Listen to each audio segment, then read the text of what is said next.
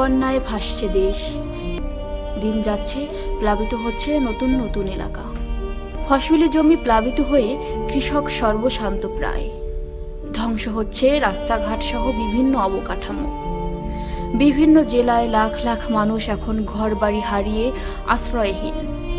খোলা হয়নি পর্যাপ্ত আশ্রয় কেন্দ্র, ফলে চরম দুর্ভোগে পড়েছে বানভাসীরা। রাস্তাঘাট, রেলওয়ে স্টেশন ও বাঁধের ওপর আশ্রয় নিয়েছে বন্যা দুর্গত মানুষ। দেখা দিয়েছে বিশুদ্ধ পানি ও খাবারের সংকট। সেই সঙ্গে দেখা দিয়েছে পানিবাহিত নানা রোগ। বন্যায় এত মানুষ ক্ষতিগ্রস্ত হলেও নেই পর্যাপ্ত ত্রাণ সামগ্রী। সব মিলিয়ে দুর্বিষহ জীবনযাপন করছে বানভাসী মানুষ। বন্যা কবলিত মানুষের হাহাকার বাড়ছে প্রতিনিয়ত।